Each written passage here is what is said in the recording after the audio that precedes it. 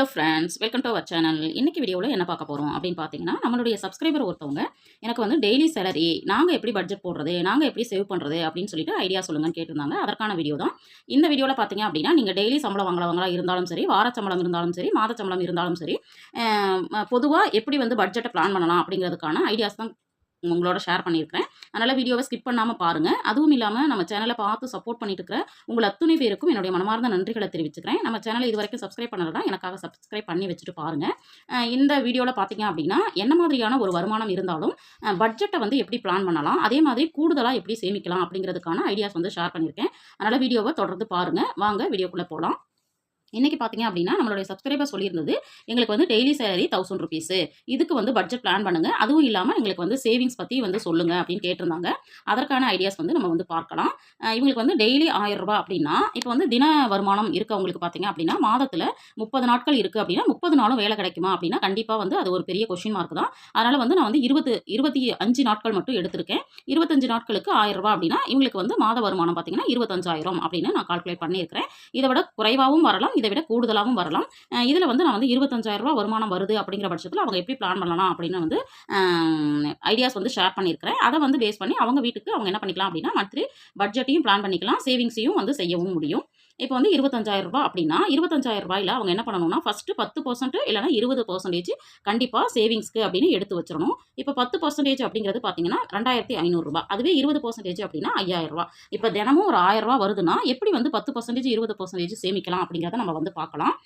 ₹25,000ல் ₹5,000 போயிடுச்சு அப்படின்னா, அதாவது 20% கண்டிப்பாக அவங்க சேமிக்கிறாங்க அப்படின்னா மீதம் பார்த்தீங்கன்னா வெறும் ₹20,000 இருக்கும். இந்த ₹20,000 தான் நம்ம என்ன பண்ண போகிறோம் அப்படின்னா பட்ஜெட் போட போகிறோம்.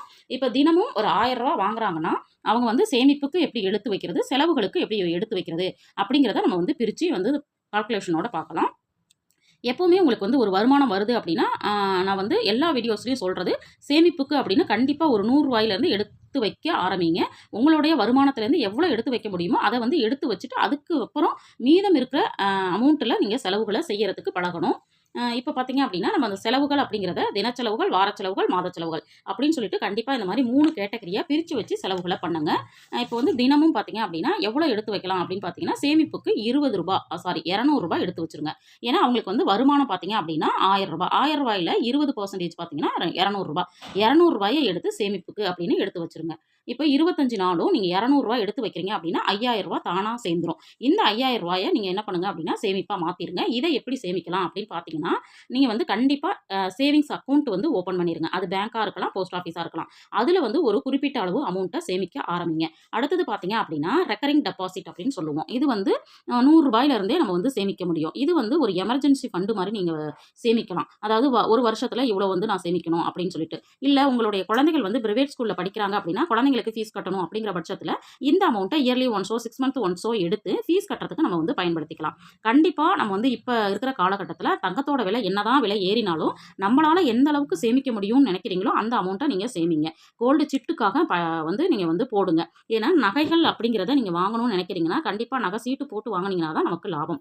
அதுவுமே பார்த்தீங்கன்னா எந்த கடையில் நகை சீட்டு போடலாம், எந்த கடையில் போட்டால் நமக்கு லாபமாக இருக்கும் அப்படிங்கிறதுமே பார்த்தீங்கன்னா ஆல்ரெடி நான் வீடியோவாக போஸ்ட் பண்ணியிருக்கிறேன். அதுவும் இல்லாமல் உங்களுக்கு வந்து நகை சீட்டு போட்டு வாங்கும் பொழுது என்ன பெனிஃபிட்ஸ் இருக்குது அப்படின்னு தெரிஞ்சுக்கணும் அப்படின்னு நினச்சிங்கன்னா கண்டிப்பாக கமெண்ட்டில் சொல்லுங்கள். அடுத்தடுத்த வீடியோவில் உங்களோட ஷேர் பண்ணுறேன். அடுத்தது பார்த்தீங்கன்னா உங்கள் வீட்டில் பெண் குழந்தைங்க இருக்காங்க அப்படின்னா செல்வ மகள் சேமிப்பு திட்டத்தில் சேமிங்க. ஆண் குழந்தைகள் இருக்காங்க அப்படின்னா பிபிஎஃப் அக்கௌண்ட்டில் ஓப்பன் பண்ணி அதில் வந்து குறிப்பிட்ட அளவு பணத்தை சேமிச்சிருவாங்க. ஏன்னா இருக்கிற சேமிப்புகள்லேயே அதிகமான வட்டி தொகை கிடைக்கிறது இந்த 2 சேமிப்பு திட்டங்களுக்கு தான். இது பார்த்தீங்க அப்படின்னா உங்களோட குழந்தைங்களோட ஹையர் எஜுகேஷனுக்கும் மேரேஜுக்கும் பார்த்தீங்கன்னா ரொம்பவும் ஹெல்ப் பண்ணும். அதனால் இது வரைக்கும் இந்த எஸ்எஸ்ஏ பிபிஎஃப் எல்லாம் ஆரம்பிக்காமல் இருக்கீங்கன்னா கண்டிப்பாக ஆரம்பிச்சிருங்க. அது நல்ல ஒரு பெனிஃபிட்டான ஒரு சேவிங்ஸ்.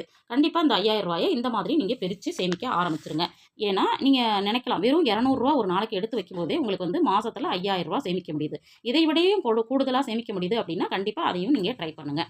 அடுத்தது தினச்செலவுகள். இப்போ தினச்செலவுகளுக்கு எப்படி பிரித்து எடுக்கணும் அப்படின்னு பார்த்தீங்கன்னா ஒரு ₹50 எடுத்து வச்சுருங்க. தினமும் ₹1,000 வருது இல்லைங்களா, அதில் நம்ம ₹200 ஆல்ரெடி எடுத்துட்டோம். மீதம் வந்து ₹800 இருக்கும். அந்த ₹800 தினமும் ஒரு ₹50 எடுத்து தினச்செலவுகளுக்கு அப்படின்னு எடுத்து தனியாக ஒரு பர்ஸில் போட்டு வச்சுருங்க. அதில் வந்து ₹1,250 இருக்கும். இந்த ₹1,250 மாதம் முழுவதும் உங்களுக்கு தினமும் செய்யக்கூடிய செலவுகள் அப்படின்னு இருக்கும். அந்த செலவுகளுக்கு பயன்படுத்திக்கோங்க. அடுத்தது வந்து வார செலவுகள். இப்போ வார செலவுகளுக்கு பார்த்தீங்கன்னா டெய்லி ₹200 எடுத்து வைங்க. டெய்லி ₹200 25 நாளைக்கு எடுத்து வச்சிங்கன்னா ₹5,000 வந்துடும். வந்துரும். இந்த ரூ. 5000 எப்படி வந்து பிரிச்சு வார செலவுகள பண்ணலாம் அப்படின்னு நம்ம பார்க்கலாம். இப்போ வெஜ் பிளஸ் நான்வெஜ் இது 2க்கும் சேர்த்து ஒரு ரூ. 3500 எடுத்துக்குங்க. நம்ம வந்து ரூ. 200 தினம் 25 நாளைக்கு பண்ணும்பொழுது ரூ. 5000 கிடைக்குது இல்லைங்களா? இந்த ரூ. 5000 வாரம் செலவு பண்றதுக்கு பிரிச்சுக்கோங்க. அதுல வந்து ஒரு வாரத்துக்கு ரூ. 875 அதாவது வெஜ்ஜுக்கும் நான்வெஜ்ஜுக்கும் சேர்த்து ரூ. 875ன்னு எடுத்து ரூ. 3500 வாரத்துக்கு வெஜ்ஜுக்கும் நான்வெஜ்ஜுக்கும் செலவுக்கு வச்சுக்கோங்க. அதே மாதிரி ஃப்ரூட்ஸ் அண்ட் ஸ்நாக்ஸுக்கு 4 வாரத்துக்கு ரூ. 375 அப்படின்னு எடுத்து வச்சிங்கன்னா ரூ. 1500 கிடைக்கும். இதை வந்து நீங்கள் ரூ. 5000 செலவுகளுக்கு வார செலவுகளுக்கு அப்படின்னு சொல்லிட்டு தனியாக பிரித்து வச்சுக்கோங்க. நானுமே பார்த்தீங்கன்னா எங்கள் வீட்டில் பட்ஜெட் பிளானிங் பண்ணதுக்கப்புறம் பணத்தை வந்து நான் எப்படி பிரித்து வைக்கிறேன், அதை எப்படி நான் வந்து செலவு பண்ணுறேன் அப்படிங்கிறது எல்லாமே மணி சேவிங் ஐடியாஸில் நிறைய கொடுத்துருக்கேன். நம்ம சேனலில் ஒரு முறை அந்த மணி சேவிங் டிப்ஸ் பிளேலிஸ்ட்டை ஒரு முறை விசிட் பண்ணி பாருங்கள். நிறைய ஐடியாஸ் உங்களுக்கு கிடைக்கும். இது வந்து உங்களுக்கு அதிகமான அமௌண்ட்டாக தோணுது அப்படின்னா இதை விட உங்களால் குறைவாக செலவு பண்ண முடியுது அப்படின்னா மீதம் இருக்கிறத நீங்கள் சேவிங்காக மாற்றிக்கோங்க. இப்போ மாத செலவுகளுக்கு எப்படி எடுத்து வைக்கலாம் அப்படிங்கிறத பார்க்கலாம். இப்போ மாத செலவுகளுக்கு பார்த்தீங்கன்னா மாதம் ரூ. 550 எடுத்து வச்சிங்கன்னா மாத செலவுகளுக்கு தினமும் ரூ. 550 எடுத்து வச்சிங்கன்னா 25 நாள் ரூ. 13,750 கிடைக்கும். இந்த ரூ. 13,750 நம்ம மாத செலவுகளுக்கு அப்படின்னு நம்ம ஒதுக்கிக்கணும். இப்போ வாடகை பார்த்தீங்க அப்படின்னா ரூ. 5,000 அப்படின்னு நான் போட்டிருக்கிறேன். பட் வந்து இதை விட குறைவாக ரூ. 4,000 உங்களுக்கு வந்து கிடைக்குது அப்படின்னா அது வந்து பெஸ்ட்டான ஒரு ஆப்ஷன். எவ்வளோ வாடகை வந்து உங்களால் குறைவான வாடகையில் இருக்க முடியும்னு நினைக்கிறீங்களோ அந்த அளவுக்கு குறைவான வாடகைக்கு இருக்கிற மாதிரி பார்த்துக்கோங்க. அதுவும் இல்லாமல் நம்ம வந்து லீஸுக்கு போகிறோம் அப்படின்னா அதாவது ஒத்திகை அப்படின்னு சொல்லுவாங்க. அந்த மாதிரி ஏதாவது வீடு கிடைக்குது அப்படின்னா அதுவுமே வந்து நமக்கு நல்லது தான். அது மாதிரியும் நீங்கள் ஆப்ஷனுக்கு போகலாம். இப்போ மளிகைக்கு ரூ. 3,500 கண்டிப்பாக ரேஷன் பொருட்களையும் பயன்படுத்துங்க. பாலுக்கு ரூ. 1,200 இந்த ரூ. 1,200 பார்த்தீங்க அப்படின்னா தினமும் வெறும் ஒரு ரூ. 40 எடுத்துக்கோங்க. அந்த ரூ. 40 ரூ. 550 ரூ. 40 தனியாக பிரித்து தினமும் பால் வாங்குறதுக்கு நம்ம எடுத்து வச்சுக்கலாம். ஈபிக்கு பார்த்தீங்க அப்படின்னா ரூ. 300 ஒரு மாதத்துக்கு ரூ. 300 அப்படின்னா 2 மாதத்துக்கு ரூ. 600 கண்டிப்பாக இது போதுமானதாக இருக்கும். அடுத்தது கேஸ் பார்த்தீங்கன்னா 2 மாதத்துக்கு ஒரு முறை தான் நம்ம மாற்றுவோம். அப்போ ரூ. 500 ஒரு மாதம், இன்னொரு மாதம் ரூ. 500 500 + 500 ரூ. 1000 கிடைச்சிரும். கண்டிப்பாக நம்ம வந்து சிலிண்டர் வாங்கிட முடியும். கேபிளுக்கு ரூ. 250 அது இல்லாமல் பெட்ரோலுக்கு ஒரு ரூ. 1000 அப்படின்னு சொல்லிட்டு நம்ம வந்து பிரித்து செலவுகளுக்கு எடுத்து வச்சிடணும். அதுவும் இல்லாமல் இந்த ரூ. 1000 உங்களுக்கு ஒரு மாதத்துக்கு போதுமானதாக இருக்குமான்னு நீங்கள் கேட்கலாம். கண்டிப்பாக பெண்கள் வந்து பயணம் பண்ணுறதுக்கு ஃப்ரீ பஸ் வந்து இப்போ விட்டுருக்காங்க இல்லைங்களா? அதனால அதை வந்து நம்ம பயன்படுத்திக்கும் பொழுது நம்மளுக்கு வந்து இந்த அமௌண்ட் அப்படிங்கிறது நம்மளுக்கு போதுமானதாக இருக்கும். அடுத்தது பார்த்தீங்கன்னா மெடிக்கலுக்கு வந்து ஒரு ரூ. 500 அது வந்து நம்ம வந்து கவர்மெண்ட் அப்படின்னு நான் போட்டிருக்கேன்னா ஏன் போட்டிருக்கேன் அப்படின்னு பார்த்தீங்கன்னா மேக்ஸிமம் நம்ம வந்து கவர்மெண்ட் ஹாஸ்பிட்டலில் இப்போ எல்லாமே பார்த்தீங்கன்னா ட்ரீட்மெண்ட் வந்து நல்லாவே இருக்குது. மெடிசனுமே பார்த்தீங்கன்னா நல்ல குவாலிட்டியான மெடிசன் தான் கிடைக்குது. அதனால் வந்து நீங்கள் கண்டிப்பாக என்ன பண்ணலாம் அப்படின்னா மெடிசன் நீங்கள் வந்து எமர்ஜென்சி அப்படின்னா கண்டிப்பாக ஜிஹெச்சுக்கு போகிறதுல தவறே கிடையாது. நம்மளுக்கு வந்து பணம் மீதமாகும். அடுத்தது பார்த்தீங்கன்னா மொபைலுக்கு கண்டிப்பாக இப்போ எல்லாருமே வந்து நெட் யூசேஜோட பயன்படுத்துறதுனால நம்ம வந்து என்ன பண்ணுறோம் அப்படின்னா ஒரு ரூ. 500 ஒதுக்கிட்டு 3 மாதத்துக்கு ஒரு முறை அப்படின்னு சொல்லிட்டு போட்டுக்கிட்டீங்க அப்படின்னா அதில் வந்து நம்மளுக்கு வந்து பெனிஃபிட்ஸ் வந்து ஜாஸ்தியாக இருக்குது. அடுத்தது எமர்ஜென்சிக்கு ஒரு ரூ. 500 இந்த எமர்ஜென்சி அமௌண்ட்டை கண்டிப்பாக ஒரு உண்டியலில் போட்டு வச்சுருங்க. உங்களுக்கு வந்து அந்த எமர்ஜென்சி பணம் செலவாகலை அப்படிங்கிற பட்சத்தில் அதை வந்து ஒரு SP account savings account open பண்ணி அதில் தொடர்ந்து சேமிச்சுக்கிட்டே வாங்க. அது இல்லாமல் இப்போ இந்த கேட்டகரிலாம் இல்லாமல் நம்மளுக்கு வந்து வீட்டுக்கு ஏதாவது தேவைகள் இருக்கும் இல்லைங்களா? ஃபேன்சி ஐட்டம் வாங்கலாம் அல்லது வந்து வேறு ஏதாவது ட்ரெஸ்ஸு வாங்கலாம், வேறு ஏதாவது தேவைப்படுது அப்படின்னா அதுக்கு வந்து ஷாப்பிங் அப்படின்னு ஒரு ரூ. 500 ஒதுக்கிடுங்க. இது வந்து இந்த ஷாப்பிங் அப்படிங்கிறத கண்டிப்பாக மாதத்தில் ஒரு முறை மட்டும் பண்ணுற மாதிரி பண்ணிக்கிட்டீங்க அப்படின்னா செலவுகள் வந்து கண்டிப்பாக குறையும். இப்போ நம்ம மாத செலவுகளுக்கு ரூ. 13,750 ஒதுக்கிட்டோம். இப்போ நான் பிரிச்சிருக்கிற அமௌண்ட் வந்து உங்களுக்கு ₹1000 வந்திருக்கும் அப்படின்னு நான் நினைக்கிறேன். இப்போ பார்த்தீங்கன்னா ஃபஸ்ட்டு சேமிப்புக்கு ரூ. 200 எடுத்து வச்சுட்டோம். அப்புறம் வந்து இங்கே ஒரு ரூ. 50 வந்து தினச்செலவுகளுக்கு. இப்போ 200 + 50 250. அதுக்கப்புறம் இங்கே வந்து பார்த்தீங்கன்னா ஒரு 200 நம்ம வந்து தினம் எடுத்து வைக்கிறோம் அப்படின்னா ரூ. 450 வந்துருச்சு இல்லைங்களா? அடுத்தது பார்த்தீங்க அப்படின்னா மாத செலவுகளுக்கு ரூ. 550. இப்போ கூடுதல் ரூ. 1000 நம்ம கரெக்டாக என்ன பண்ணியிருக்கோம் அப்படின்னா சேமிப்புக்கும் செலவுக்கும் நம்ம பிரித்து செலவுகளை பண்ணிட்டோம். இதுவும் இல்லாமல் நம்ம வந்து மந்த்லி கோல்ஸ் அப்படிங்கிறது கண்டிப்பாக வச்சுக்கணும்.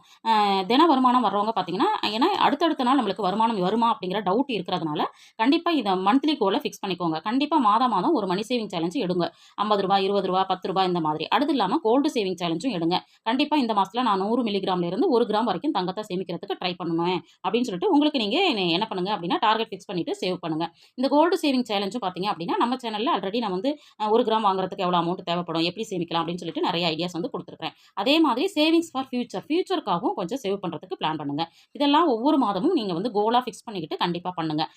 நம்ம வந்து எண்ணம் போல் வாழ்க்கை அப்படின்னு வந்து சொல்லுவாங்க. அந்த மாதிரி எங்களுக்கு என்ன தினம் ஒரு ரூ. 1000 தானே கிடைக்குது, இதை வச்சு நாங்கள் எப்படி வந்து செலவு பண்ணுறது சேமிக்கிறது அப்படின்னு நம்ம யோசிச்சோம்னா அது வந்து செய்ய முடியாமலே போயிடும். இந்த ரூ. 1000 எப்படி வந்து நம்ம வந்து சேமிக்கிறது, கடனே இல்லாமல் எப்படி வாழ முடியும் அப்படிங்கிறத நீங்கள் முன்னாடியே பிளான் பண்ணிட்டீங்க அப்படின்னா கண்டிப்பாக இந்த வருமானத்தில் உங்களால் செலவுகளையும் செய்ய முடியும், சேமிப்பையும் அதிகமாக பண்ண முடியும் அப்படிங்கிற நம்பிக்கை எனக்கு இருக்குது. இந்த வீடியோவில் சொன்ன விஷயங்கள் உங்களுக்கு யூஸ்ஃபுல்லாக இருந்திருக்கும் அப்படின்னு நினைக்கிறேன். வீடியோ பிடிச்சிருந்தா லைக் பண்ணுங்கள், ஷேர் பண்ணுங்கள், கமெண்ட் பண்ணுங்கள். மறக்காமல் நம்ம சேனலை சப்ஸ்கிரைப் பண்ணிவிட்டு பக்கத்தில் இருக்கிற பெல் ஐக்கான் அழுத்தி ஆல்ங்கிற ஆப்ஷனை கிளிக் பண்ணி வச்சுக்கோங்க. அப்போ தான் நான் போடுற புது புது வீடியோக்கள் உங்களுக்கு நோட்டிஃபிகேஷனாக வந்து சேரும்.